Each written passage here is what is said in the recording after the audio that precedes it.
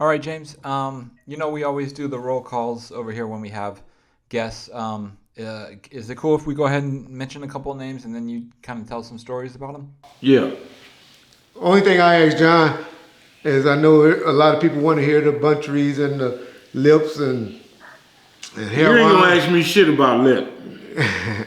but all of those different names that we done heard and we know around Death Row, man, as I tell y'all, there's other part rules, and we'll do a blue side one day with James on the next interview or whatever. But I just want to go over some of the guys that not mob. I'll just throw out some different power room names and let James just speak off the top. I swear I don't even know who I'm gonna call out yet, and James don't either. But y'all can believe what y'all want. And so the first one, I want to go with Bruiser, James. I heard something recently about him, and I want you to speak on that. I just heard, I think Wednesday or Tuesday, Bruiser just passed away in the penitentiary. I don't have no details. They just told me Kick Fight posted it on Facebook. But Bruiser was one of those guys in the hood that didn't give a fuck, did his own thing, did his thing his way. Now, you know, I see the homies for what they are, regardless of how they got down. We all different, but definitely 100. How long Bruiser been down? You know? Bruiser been in jail now, I think, at least 12 or a little longer, because Bruiser been gone for a minute this time. But all his life, back and forth to jail. Yeah, fish out of water, what we used to call him. Back and forth. Okay, that's some good information on Bruiser. Rest in peace, Bruiser. If we get any updates on it, I just like to know if you can just tell, because they always ask me this question and I don't know. Did he claim East Side, looters, or mob? I'm gonna say he was looters. I'm gonna say he was the mob. See, a lot of people don't understand. All of us that went to jail at once upon a time, it was MOB 100. But at the end of the day, we represented Looters Park. Okay. It was all Looters Park. I don't give a fuck if you was from the mob or not. It was all Looters Park. Okay. And, you know, a lot of homies, you know, go to prison in MOB, but it was Looters. It was LPP all goddamn day. And when I went to prison, I represented straight 100, but I was Mob James. You know, Gotcha. Straight mob. Okay. You know, you always talk about this dude. I know you and him are real tight, and so if he don't like his name being mentioned on social media, I'll just say, okay, next person. But Who the hell is he? Heron, brother. Oh, Juicy Pussy? Solid 100. Say his name again. I call him Juicy Pussy. Well, tell him who it is, JP. Jesse Palmer. Well, JP.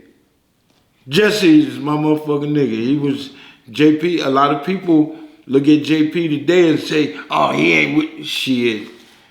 He was worse than Heron. He was doing shit. Heron was in prison. JP was in prison. JP was in prison on the street. JP was with the business. JP did his thing. He was one of those cats that changed his ways, got tired of going to prison. And, you know, these newer cats don't know him for being JP. It's like, bam, see, Lil Ace, Big Ace, these all cats that we fuck with back in the days, real riders. Lil Ace, rest in peace. That was for real. Okay. You know what I'm saying? That was for real, that believed in this shit that we doing.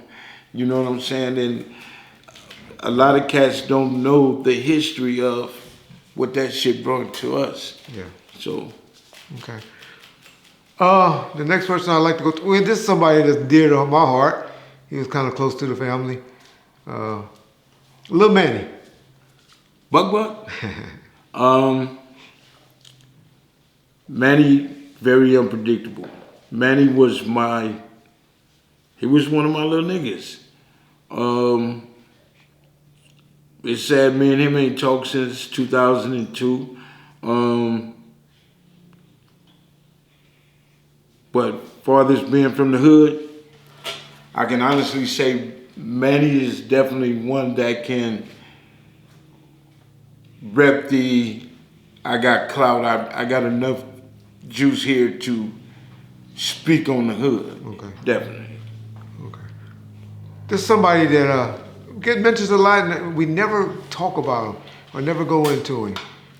And there's somebody who was from the neighborhood that was my second favorite athlete after this guy named Glenn Christmas, Big Al. Big Al. Big Al, my Solid. guy. But the guy that used to go against me in playing was a guy by the name that you always mention, Kenny. Tubbs? No. We're going to talk about Kenny Showboat. Tubbs. Showboat. Yeah. Tell us about Showboat. Showboat came from the, I think he was in the Marines. I didn't know that. Yeah, and we were on the, we was on the block doing our thing, right? And I knew his mother. Yeah, we all did. And hanging at Master Ron house, when Showboat come on the block, straight trying to witch call him. So when me and Showboat hooked up, I pulled a 25 pistol on him and told him, you better get off the fucking block. You know he lived right down the street? Right down the street. When he said Womack, I knew who Kenny Womack. he was, and then Miss Womack, because you know Vincent, Miss Womack. I mean, And his brother. beating him across the street. Yeah. And Master Ron was like, no, nigga, that's Showboat. And I Because he was like, an athlete then. Yeah. And I'm like, oh, okay. And me and Showboat became 100 tight. Okay. I'm talking about every day, hanging. Yeah. So Showboat, my nigga, rest in peace. Yeah, Showboat's a lot of memories with him. Showboat was one of the cats that started out with Budweiser Superfest, doing that with Al Suge. Heyman and Big West days. Yeah. And he picked this motherfucker up from all the way at the top and brung him all the way down to the stage. I'm talking about he all the way up on the roads up there and had this motherfucker on his shoulder and brung him all the way down. Kenny was an athlete and strong. He was something else, man. Big motherfucker, though. Yeah. He got big on us. Kenny was one of those like me, was small growing up, but as he got older, he started picking up a lot of weight. Right. And but he was strong. And when he passed away, man, he was in a goddamn Datsun B210, big as he was. And his mama had left him all the houses because you remember they had like group homes or something. No, she was still alive. She was still alive when he passed? He was running everything. But he was running everything. Yeah. I remember he was in charge. Yeah. Yeah. He had the house on Orchard. Then he had one over in Hollywood or he had one in Land. Corner Pocket. She had homes all over the place. Still got them. This woman. And you know, it's just unfortunate how he passed away, man. I was so fucked up when he passed away. Yeah. That was like every day when he moved to Yorba Linda, we stayed. I mean, that was our spot every day. Okay. And when they called me and told me Boat cracked his neck in that little ass car, it was crazy, but definitely my buddy. Another one that I know in your bad days or your game making days, what I'll say, that you were real tight with, and I ain't gonna say why, but you mentioned him that I know was a G that was quiet. Matter of fact, his sister was my first girlfriend, Tony, with Master Ron. Master Ron, I got so many goddamn stories about me and Master Ron. I ain't gonna even say 100, 146, 150. Yeah, Master Ron. And I didn't know he was like that. Man, everybody that went to the meetings knew Master Ron. Master Ron, the Crips broke his arm. Oh, okay. And he went to school with a broken arm and a big ass radio. And he put that radio down and got whooping niggas' ass. Master Ron, me and him I done been around him. That dude crazy. That dude. But I'm talking about solid, for real. I'm talking about you. If you say you got partners, Master Ron, Showboat, Manny, and Kenny Tubbs would be my top. I know your top. Okay. You know what I'm saying? Not mentioning, Big Al. I got so many. Big Al. You know. Yeah. Through the course. Or your boy Lee Ford. Oh, Lee Ford is man. Yeah, but we ain't gonna talk about Lee right now. He get mad. We're gonna talk about, a person that lived next door two master rhyme that I always have. I tapped at him earlier in the episode. Vic. No, I ain't gonna go with them. I was gonna go with K-Dub. They was right. They right to the left. Just tell us a story about K-Dub, because I put K-Dub off like he because he be repping the Death Row stuff and he real tight with Snoop, and I always put him out as just a weed connect or have good weed on him all the time. K-Dub was more than a weed guy, y'all. That little dude.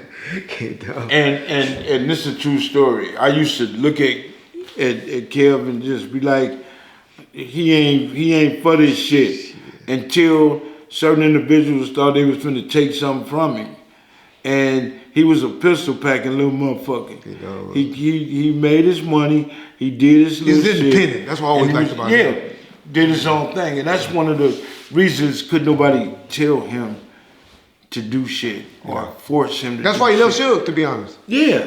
He It's funny, Suge. I didn't want to say that. Yeah, but that's why he loves Suge. I know why he did. And Suge tries to put him on me and said one of Red's homeboys blocked me in, and that's why I couldn't get away from Tupac. And he talking about K-Dub. He know K-Dub, number one, probably should have been there, because if that was true, he would have got down more than any of Wright Way protective services security guards other than Reggie Wright. Right. Well, but he would have got probably more than Reggie Wright, to be honest. Those dudes can't speak bad on Kevin. Man, K-Dub was. K-Dub was. I wish he was in that position. He was with it. Yeah. And I'm glad he's still alive doing his thing. And he still look good too. Yeah, he's still.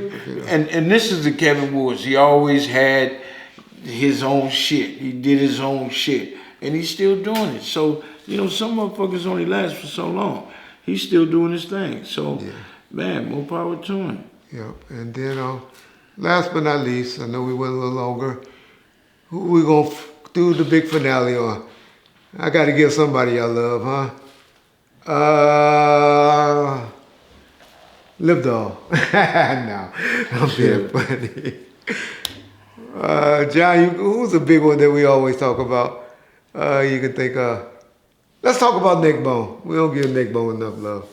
Neckbone too. Neckbone is right there with Buntry and George and Juju. Yeah, Juju. Shady Grady. Shady Grady. Those guys didn't give a fuck about fighting. Neckbone didn't give a fuck about fighting. Neckbone, the nigga was hitting hard in football. Strong. And they said Neckbone and Buntry was the two hardest hitting swinging motherfuckers up at the swap meet fighting. Okay. And they said them son of a bitches was swinging. You heard, woof, woof, every blow they was throwing them motherfuckers. So, I mean, Neckbone is one of those guys that if we had a shot caller, he would have been one. Really? Yeah. I didn't know. I never heard Neckbone talk. I'm gonna tell like you that. who would have been our shot callers. Lee Ford. Yeah. Neckbone. Didn't know that. Shady Grady. Okay. Juju. CJ got the hood now, I hear. Yeah. Yeah. CJ kept going to jail too. Yeah. But CJ been there. Bojangles now. Yeah, all of those guys would have been what I call the Owens. That's the Owens family, yeah. Would have been called the shot callers, not a Mob James. Yeah. Mob James was just a motherfucker in the hood that believed in what he was doing. I never looked at it like that. I never bragged about what I was doing or how many motherfuckers I was getting at in a week.